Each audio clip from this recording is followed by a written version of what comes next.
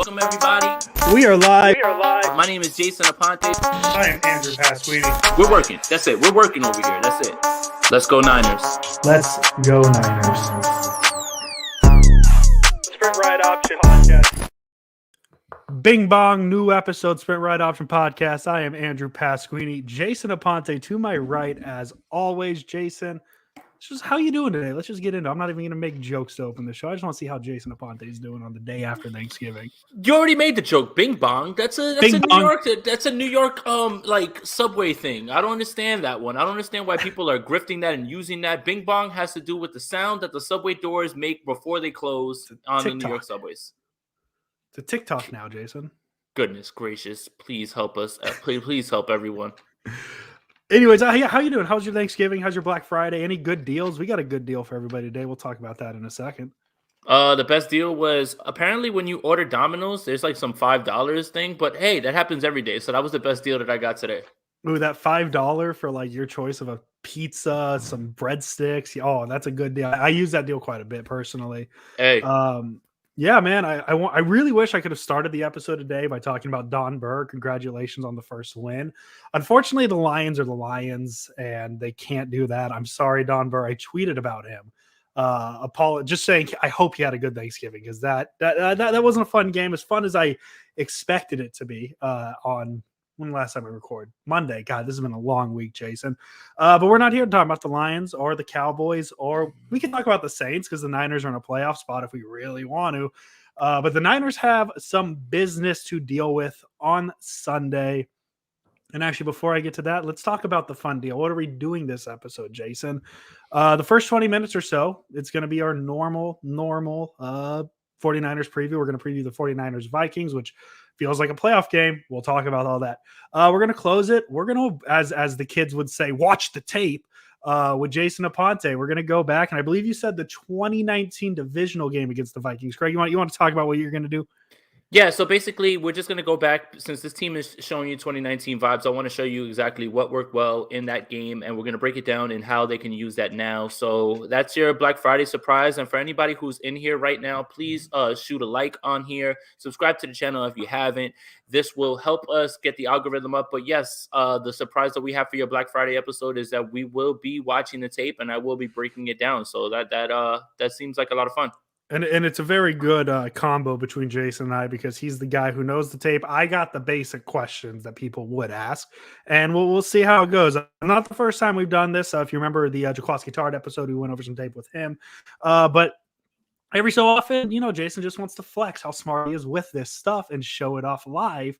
Oh, no, that's bored. Not why we're doing it. We want people to learn. Is that no, what we're doing? I was just bored. I need to occupy my mind. And also, again, since 2019 vibes are being thrown out there with the way that the 49ers have been playing football the last 2 weeks, why not go back to the last time that these two teams locked horns? No, because the Vikings are the only ones with horns. Pickaxes the horns. There we go. But yes, I wanted to go back so I could show some concepts that I found interesting and the way the 49ers can duplicate that to ensure a victory this week. Beautiful. So for the audio listeners who won't get that part, because I'm going to cut it, Jason will be cutting the tape breakdown part. For those of you who want to watch it later, he'll put it on his YouTube channel. So you get a little bit of both. If you're listening to the audio, you could just listen to the audio. And if you want to watch the tape, you can watch the tape. So yeah, we're going to dive into this game, 49ers Vikings. And I mean, I guess the easiest way to start this conversation is this is a very big game for both the 49ers and the Vikings, fighting for a playoff spot. Tiebreakers could get involved. So Jason, how important does this game feel to you? I mean, it's as close to a playoff game in the regular season as there is. And, right now the 49ers are sitting in a playoff spot. That is a fact. And this is a team that will be competing going forward with them in this way, and it'll be a very nice test. I think that this game is going to show us, we're going to know one way or another once this game's over what this 49ers team actually is, based on the problems that this offense can cause for the 49ers on defense. So I think that this is going to be a good litmus test to figure out where this team will be going forward, because this is a team that's very similar to them in the way that they run offense and the way that they quarterback. I mean, obviously, look, Kirk Cousins is better than Jimmy Garoppolo, but what I mean is, like, he works off of play action things like that. So yes, this is a team that kind of mirrors the 49ers, and this will be the way that you should be expecting or you should set your expectations for the rest of the season with the 49ers, I think, after this game. Yeah, because we've really seen two different types of 49ers. The 49ers we saw in the first, 7 weeks of the season, really struggling to get anything going. A lot of issues like that. And then we've seen this new team, the 2-week team, that's 2-0. They beat the Rams. They beat the Jaguars. And it's, as Jason said, this is the closest we've seen them play to the 2019 team since 2019. So it'll be interesting. And yeah, I couldn't have said it better myself, Jason, because the things the Niners do well, the Vikings struggle up against. The things the Vikings do well, the Niners struggle up against. And one of those things we're going to look at is the Niners' ability to run the ball. We'll get that a little bit closer to game tape because we're going to talk a lot about the run because the Niners ran the ball a lot in that game, if you remember correctly. The place I want to start is the matchup that scares me the most as a 49er fan, and that is Kirk Cousins. We already mentioned him, quarterback of the Vikings. Kyle Shanahan thinks about him, all that fun stuff. The thing is Kirk Cousins doesn't turn the ball over. 2 interceptions on the season. The 49ers defense doesn't really force turnovers. They've been doing it well the past couple of weeks, but they really hadn't done it the first part of the season.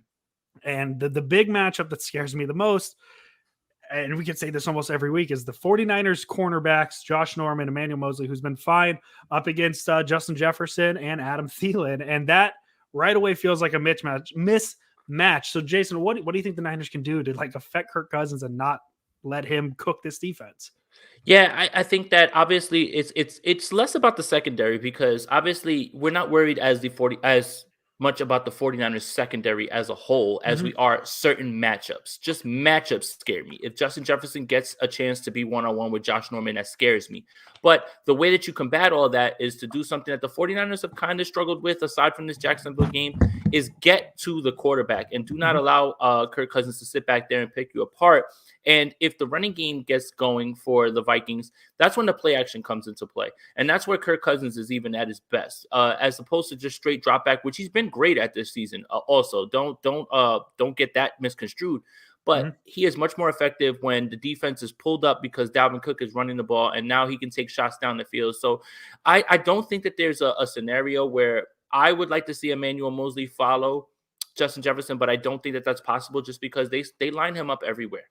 Yeah. That's what I've noticed is he's going to be playing everywhere, and they do that to give him advantageous matchups. But at the same time, there is no real way to stop Justin Jefferson. There just isn't, and that's almost like a LeBron thing where it's like, hey man, he's going to get his points. There's nothing you can really do. You have to limit everything else. Emmanuel Moseley has been far and away the best cornerback on this team, and he's played amazing this year in terms of what you're getting and what you're paying him for and how you got him.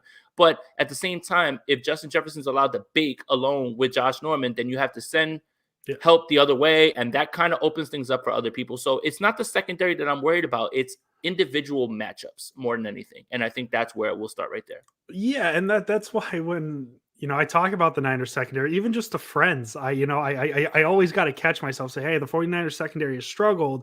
And then I got to catch myself because the back half of the secondary has been very good. This is the biggest pro Jaquoski Tart Jimmy Ward podcast you'll find on the streets of Twitter. So you always got to separate it because the thing that scares me is that Josh Norman matchup, whoever he's lined up against. Emmanuel Moseley's been good, but Justin Jefferson's the guy. He's the best receiver coming out of he was a rookie last year, best receiver in that class so far. It's not even close. So it's going to be interesting to see how the 49ers combat it. They may or may not get Dee Ford back on Sunday. I believe I saw that. So that's something that'll help. And I mentioned that on Twitter because the Niners pass rush feels like it's finally hitting its stride. And all it took was playing Jacksonville for me to really feel that way. So Dee Ford can't hurt. So that's the matchup I'm most scared about. And I mean, you mentioned it earlier, what the Vikings do kind of mirrors what the Niners do. They use the run game to set up the pass game. And that's the same thing with the Niners. At least the Niners are trying to do now is go back to that run first mentality. Let's dive in on the Niners offense against the defense of the Vikings. I almost called them the Saints. Don't know why I did that. obviously, and we're not going to talk about it too much, but the Vikings are missing a very key piece in that defense with Everson Griffin being out. We hope he gets better. Whatever's going on with him, we don't need to divulge into it.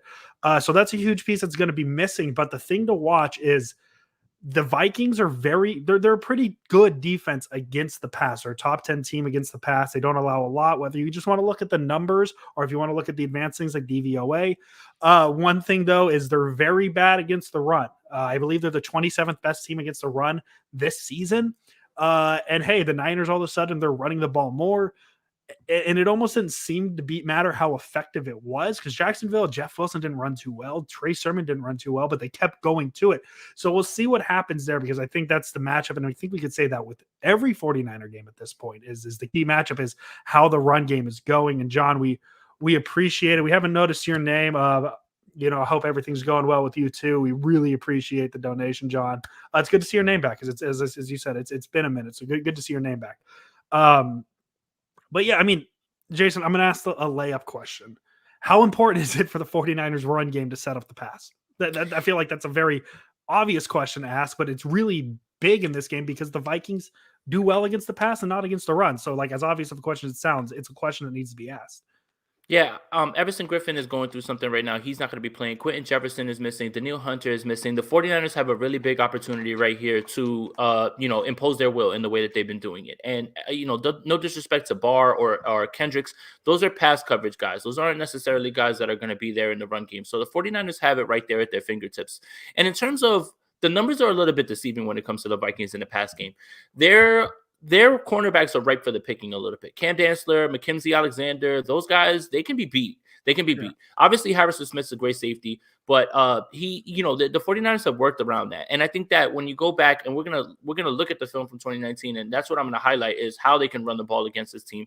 And I think I saw a comment in here about, well, 2019 has nothing to do with 2021. Well, same defense, same offense, kind of does, and the 49ers can use all of those same concepts as they usually do. Just interchange some players. Absolutely. It's the same exact thing, and that's how you attack them. So I think that's why it's kind of relevant. You normally wouldn't pull out 2-year game tape on another team, but when it's a team that looks largely like the team that you saw in 2019, and your team largely does the things that you did in 2019, especially these last 2 weeks, I think it's very relevant. So in terms of that, I think that the 49ers have a really great chance to score points in this game, however they feel, however they choose. And again, what they've been doing lately is 40 rush attempts. I'm not sure that's sustainable. But at the same time, it's going to be a little bit more that the 49ers are going to be forced to pass a little bit more in this game, because I think the Vikings are going to put up points in this game. You're not going to be able to just sit there and run the ball. Obviously, you can do that when the offense on the other side is the Jacksonville Jaguars. Obviously, you can do that on the other side when the Rams are not playing well and you kind of have their number and they're just playing their worst game. Ownage is ownage.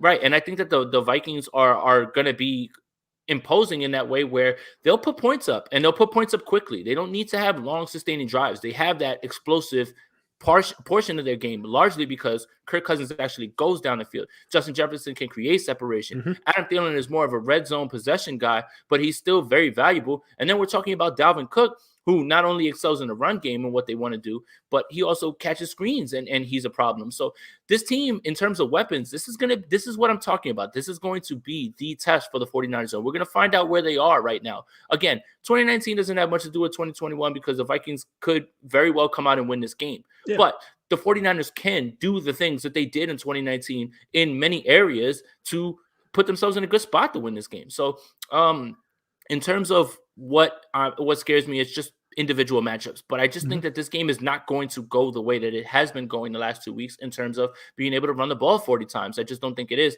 And for the people asking, I don't think anybody's going to shadow anybody. It's going to just be, hey, if you're on this side, because even in 2019, when that defense was dominant, Richard Sherman didn't shadow anyone. And this isn't a defense that would allow that. So Mosley's just going to stay on his one side. Norman's going to stay on his one side, and they'll all get their shot at Justin Jefferson. I just don't think that there's the way that they do that with the shadowing. And what scares me is if you have to shade somebody over that way, if you have to shade Tart over to a side, you have to shade Jimmy Ward over to another side, you open up the void in the middle of the field. And Kirk Cousins has been very deadly down the field this season. He's been playing amazing football. I know everybody likes to rip on him because he's a dork, but that doesn't mean that he can't play football. And he's been very good this season. 21 touchdowns, 2 interceptions. It's hard to argue against that.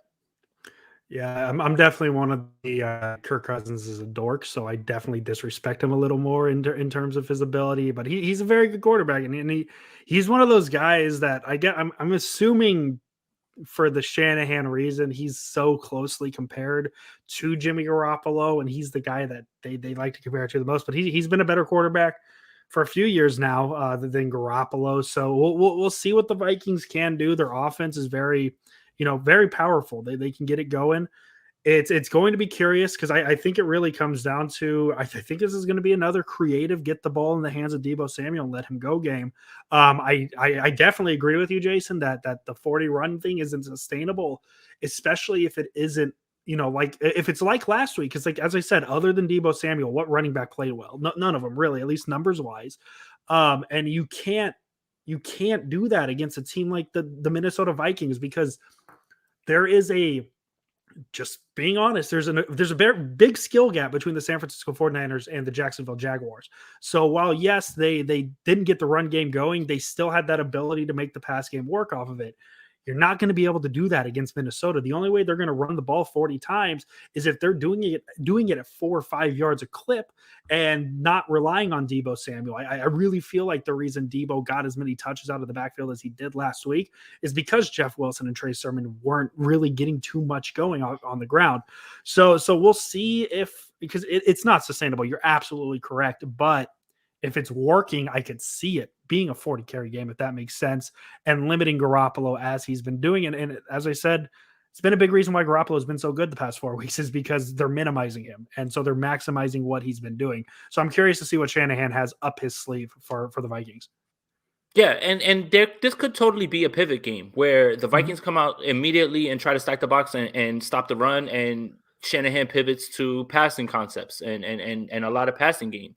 And that's very possible. But at the same time, I think that the 49ers need to stay true to what they're doing, especially because of the success that they've had these last 2 weeks, and knowing that the weakness of this team right now is, even when they were fully healthy, is the run defense. And I think that you need to attack that. And also, I love the way you put that, minimizing Jimmy Garoppolo to maximize his efficiency. I love that. That's the best way to put it. And that is in no way a slight at No, Jimmy Garoppolo. It's no. about putting your players in position to succeed. And that's what's been happening. And Andrew hit it right on the head right there, man. Yeah, I mean, it is what it is. You just got to. The joke I've been using is you got to guess when the oh no throws are coming, and that's when you run the ball, and that's why it's been working is because less throws like that and things. But yeah, Jimmy Garoppolo has been very good. Niners offense has been rolling. Jason, we're at about 20 minutes. So what's the prediction? Niners winning? Niners losing? Are we tying? Like what's going to happen? Tell me, Jason. I've got the Niners winning this one 31-27. It's going to be a very close game. The 49ers are going to have to do everything they can to score points. And that's why I feel like it's going to be a little bit more of a Jimmy Garoppolo game this week. But he is going to deliver. I think that the way that Brandon Ayuk has been playing, the way that George Kittle has been playing, the way that they utilize Deebo Samuel, if Elijah Mitchell gets in this game, this offense is as explosive as it gets. And I've been saying it. There is another gear to this offense. I promise you. What this is right now is this is an offense that's right on the preface of figuring another step out. And there's one more gear that they have. And I think they're going to have to unlock it in this game because the Vikings have that gear unlocked. I mean, Justin Jefferson literally went up against one of the best cornerbacks in the league, one of the best defenses last week, and absolutely throttled them. And it was not even close. It was so bad. He made them all look very bad. And that just is a testament to how good Justin Jefferson is. And Adam Thielen is as reliable as it gets. And Kirk Cousins is playing the best football of his career right now. So if the 49ers are not able to get that pass rush in the way that they did in 2019, then things get a little bit hairy. But I've got the 49ers winning this one 31-27. It's going to be a hell of a game, but I have the 49ers winning it. Yeah, and I think, Jason, this is the game we see that 49ers next level. I think there's some things that Kyle Shanahan hasn't quite pulled out. Is this going to be the Brandon Ayuk game where we sit here and we do our on Monday our, who's the number one star? 1, 2, 3. And instead of Debo, it's going to be Ayuk. Is that going to be the Ayuk game? Is Debo just going to continue what he's doing? Hopefully he gets 1,000 receiving yards on the season in this game, because if he doesn't, things went really wrong, right? I don't know how much Mitchell's going to play. I think he might have been ruled out already, actually, at Shanahan's press conference. I could have misread that. So if I'm wrong, please tell me. But I think this is a game where the offense is going to get going. And you're absolutely right, Jason. But the Vikings are going to get their own. I mean, the Niners, this could be a game where you feel the Niners defense plays well and Minnesota still puts up 24, 27 points. because of just how they're able to get their own. So I'm going to go San Francisco 49ers 34, the Minnesota Vikings 24. I think this is going to be another, Garoppolo 200 yards, 2 touchdown game. Debo is going to have a couple touchdowns, maybe one on the ground. And give me a fourth week in a row of George Kittle. Maybe get him that fourth target in the red zone for a fourth touchdown. Kind of like the Randy Moss game, just stretched out over games and in the red zone only. So we'll see what happens. It's going to be a very exciting game. Jason, do you have any last second thoughts for the audio listeners before we switch over to video only? No, the one thing that you could be thankful for is that the 49ers are playing meaningful football right now in Yes. November, especially since this bozo right here that is speaking told you that the season was over a few weeks ago, and now it's clearly not that. So I guess the main thing is don't listen to me. Enjoy this game because it is good, and it is good to have meaningful football, basically a playoff game in the regular season. Yeah, and then you look at it like this. I mean, the back-to-back games, it feels like a playoff game, and then you go to Seattle, which always feels like a playoff game, no matter how bad the Seahawks are. So we'll see how that works. Jason, for the audio listeners only, as always, let's go Niners. Let's go Niners, and go watch on the YouTube us break down this tape. And there it is. And now we're video only. You guys hearing us. This is the introduction for when Jason puts this on his YouTube channel. This is the Sprint Right Option podcast. Bing bong, the whole 9 yards. I'm Andrew Pasquini, Jason Aponte. We're watching tape. Are we? We're watching tape. And now we're just looking at a lot of screens in the background here. No, let me just remove this and let me get this going. I'm sorry. Give me a second. Let's get this going. I love this. This is what we see. So basically, I wanted to give out some stats real quick before we got into this, and something that I compiled from 2019. So in the 2019 divisional game, and this is just talking the run game, the 49ers ran outside zone 25 times, and they ran for 4.4 yards per. Inside zone was only rushed 4 times for 3 yards per. Power was only called 2 times for 6.5 per.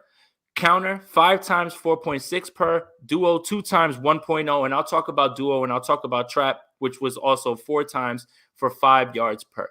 So basically, what does all of that mean? Right now, obviously, it is that the outside zone was what the 49ers gashed them with, right? Continuously over and over, 25 times called, right? And this wasn't even necessarily a big Raheem Mostert game. If you notice, when you watch this game over again, Tevin Coleman was involved a bunch. And at the end, Matt Breida was actually in the game, and he fumbled at the end, which is pretty much what the reason that he got sent to the doghouse as well, too. I miss Matt Breida. Yeah, sort of. He played pretty well this week. I'm happy for him. So this first play is the trap concept, okay? 2nd and 7. In 2019, this was used on 3rd and longs when the defensive line was headed upfield, meaning this is a straight up like, hey, we're going to catch the defense napping. If they're coming for the quarterback, this is how we're going to run it. So what I want you to notice is you're going to see a double team here between 63 and Mike Person, and you're going to watch the pull come through and open this up. So let me just start this here. So what you're noticing is you're going to see Kendrick Bourne. Now, look, what the motion does is it moves people in the way and it starts to declare people, okay? So you see that Sendejo's there looking for Kendrick Bourne. The ball's moving that way. Okay, now look, I want to stop it right here. You're going to see Laken Tomlinson come into the hole from up here, okay?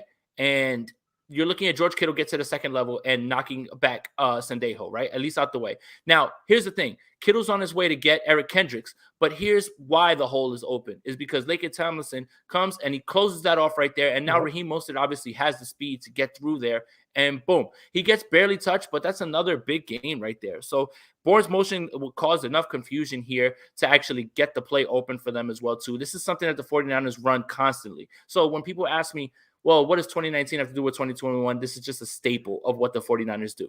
And this is something that they can get back to right here because this team is largely the same with less people on the defensive line right now. So here we go again. You're going to look. You're going to see Laken Tomlinson come. He's taking the end out. And, Emmanuel Mosley does enough to impact Sendejo right here. And Kittle closes off on Kendricks right there and makes Harrison Smith make the tackle. But that's a big gain right there. That's something that's a staple of this team and that they should be running constantly, right? So that's play 1. Play 2 is a passing concept, actually, that I love. One of my favorite.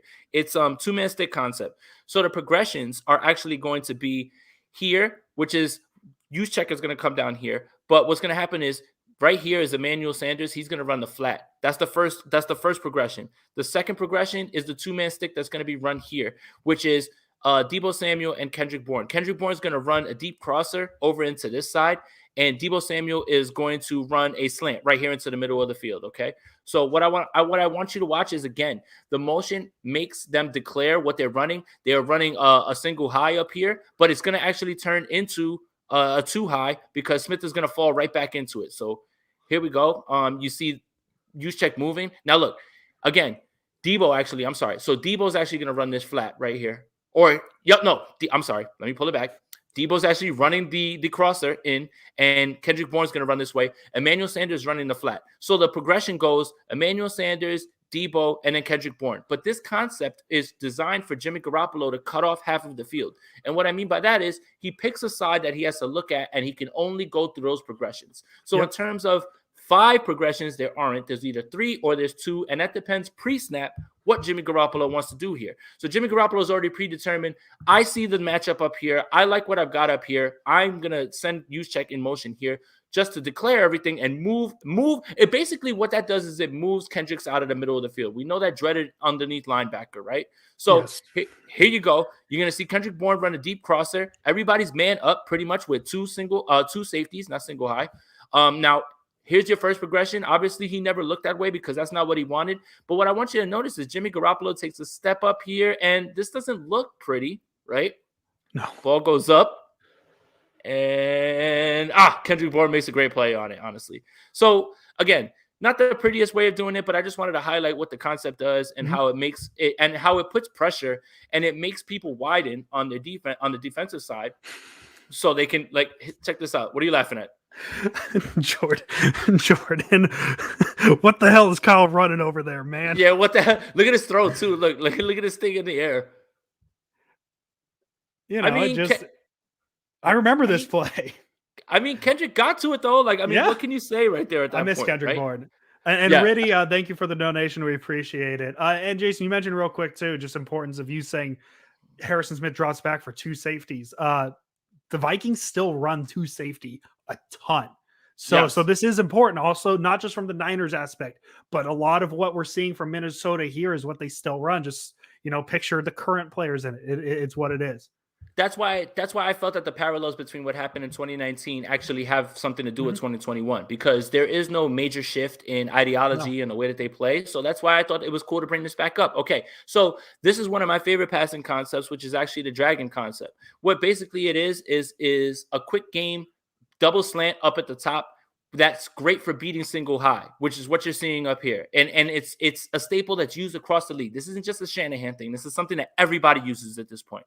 Okay, so basically the ball placement could be better here, but this is Debo Samuel down here. This is where the ball is going. Okay, so you see, again, the idea of moving Tevin Coleman to one side is so you get somebody to declare right there. So like Kendricks declares right there that he's going to be covering Tevin Coleman. That's the idea of it, is so you can understand, hey, this is not zone. This is man. He's going this way. And that opens up the middle for a throw right here that, all right, let's just say could have been better, but hey, it's completed. Debo Samuel makes a great catch, but this is something that the 49ers can absolutely run. And it's subtle things like this, like Tevin Coleman just moving this way. He gets over, and now look, you see Kendricks declaring that he's got man now. Look, and he's out of the way. This opens up the middle where Jimmy wants to go with the ball. The ball's a little bit behind, but Debo Samuel makes a great catch, and it's 10 yards. These are all things that the 49ers can use this week in a way to, make sure that they put points up on the board and move the ball, honestly. One more that I want to show, and then we're done here. I'm trying to move through this as fast as I can. So this is outside zone with the backside lock RPO. Basically, the basic rules are the backside tackle will lock on the 5 tech. The backside guard locks onto the 3 tech. The 49ers only ran this play one time in this game. One time, okay? So I'm going to run this back a few times because I want to show you. Right there is the RPO, right? Like Jimmy Garoppolo has a chance to figure out whether he wants to hold on to it, but it doesn't seem like an RPO, right? Because there are no receivers that are running routes. They're all just, let me move this out the way. They're all just going to block. So the idea is to trick them. Usually the outside backside, the outside zone with backside RPO is supposed to have some sort of RPO in it, but this is just so you can show it the same way and actually have it go a different way. But what you want to notice is block here, Emmanuel Sanders, great block, everybody getting up to the second level, and there, boom. This is something that the 49ers have kind of gotten away from a little bit just in terms of running this concept, but you're going to see George Kittle come over to the side here, and you're watching them move. And then here's the thing. I don't know what the Vikings are looking at here. They're trying to call out something, and boom, like there's a double team between Person and goodness gracious, Garland. Was that the center of this year? Was it? And Yeah, Richburg was injured already, I think. Richburg was injured. Yeah. So boom. I mean, that doesn't look like much, but these are all things that 49ers did that was successful in this game. Well, I just thought it would be cool to show that, and I think that the 49ers have a chance to. Can we actually go to that last play real quick? Oh, okay. I'm sorry. I want to look at one more thing just because it's fun and things to look at. Just kind of show you a little bit what I noticed. Wait a minute. Does Jordan have? Yes, he does. Kirk Cousins. Yes, he does. Kirk Cousins picture. Oh my goodness, man. I love him. I love Jordan. Jordan's a good guy. Yeah, there's just his last one, and maybe it's me just basic knowledge, but if you watch 74, we know that 74 guy. Just to show you how far the run play develops, though, is look at him getting to this next level. And if whoever the running back is gets through there, I mean, Coleman. Staley's got that sealed off. Coleman. So I just watched him, and I thought that was something to point out, and just kind of show you how the play goes a step further than what was achieved. Well, and the other thing is this too, is Elijah Mitchell obviously offers more in terms of speed. So these concepts, they can be bigger breaks, and there can be bigger plays, right? Because Elijah Mitchell has a little bit more juice and he has a little bit more bounce in his step. So that's the point of showing these concepts. Obviously, Tevin Coleman is just a guy who they trusted with pass protection and he executes the plays. But at the same time, Elijah Mitchell could have easily taken that a little bit further. And I think that's what's missing with Raheem Mostert a little bit is those holes open up. Raheem Mostert is able to cut right through them and go crazy. So, yeah, I mean, I just some quick stuff that I wanted to point out. This is something that, like, when I went back and I looked at it, I said, hey, these are some concepts that the 49ers can run because they're in the Shanahan playbook and everything as well, too. But they can actually run this and be successful with it. Yeah, very interesting stuff, Jason. As I said, I'm not the tape guy here. You definitely are. You know what you're looking for, looking at all that fun stuff. And it just reminds me that I need to watch more tape with you. Like whenever you watch, just let me know, and like I'll be there because I need to learn as much as I can with you. No, Ralph Lauren, but look, Ralph Wiggum Lauren. Yeah, Jordan's. I don't know what's happened. BV50. Did someone say D Ford was questionable? I believe I just read he was activated off the IR. He's going to be. No, he hasn't been yet. So there's no injury designation right now for D Ford because he is currently still on IR. They have till tomorrow to make that move, and then they will give him an injury designation. That's why you see nothing for him right now. And the same thing with Dre Greenlaw. Exactly. So there you go. So that really does it. Very informational stuff, guys. Jason does this a lot. So follow him on Twitter if you don't, at Jason Aponte 2103. And if you like this quick little 10-minute video, bing bong. If you like this little 10-minute video, hey, subscribe to this channel. Notifications, like all the videos you can, because Jason Aponte is one of the smartest people on 49ers Twitter, and not even just 49ers Twitter, NFL Twitter. So be sure to the channel subscription or subscribe. Hit that subscribe button. Yeah, and I appreciate that, Andrew. Whatever, it's cool. I learned some stuff or whatever, but it's fine. I'm learning, and that's the best part about football, right? Is that there's no way to learn it all, and every day is you learn something new. But I thought it would be cool to go back to that stuff because, like you said, largely the scheme is the same on both sides. Largely the players are the same. Obviously, the Vikings are missing people, so this is the way the 49ers can, implement some stuff where it's very familiar, and they can go ahead and get ahead of the game. So. Yeah, we'll see. And Sin, to answer your question, I believe Mitchell. Oh no, that's Jermichael Hasty. Elijah Mitchell is questionable. So I just lied to everybody. I got Jermichael Hasty's Mitchell. out. Hasty's the one who's out. Mitchell is questionable. Got those two mixed up. And thank you, Jordan, the Vikings fan. As a Vikings fan, I can say that the Sprint Red Option is the best non-Vikings podcast out there. We appreciate you guys from Minnesota. Honestly, Jordan from Minnesota is up there with Don Berg. Just throwing that out there. Jordan from Minnesota is very eerily similar to Jordan from Seattle, also. Yeah, but, dude. I mean, that's a discussion for another day. I know. I noticed on the hockey podcast too. Jordan from Montreal is kind of the same, but so that's gonna be it. We really appreciate you guys watching. This is it for the video portion. If you're only watching the video portion, you want to listen to the audio podcast, go look at the Sprint Right Option podcast on Spotify, Apple, Google, wherever you get your podcasts at. Jason Aponte, as always. Let's go Niners. Let's go Niners. Welcome, everybody. We are live. We are live. My name is Jason Aponte. I am Andrew Pasquini. We're working. That's it. We're working over here. That's it. Let's go Niners. Let's go Niners.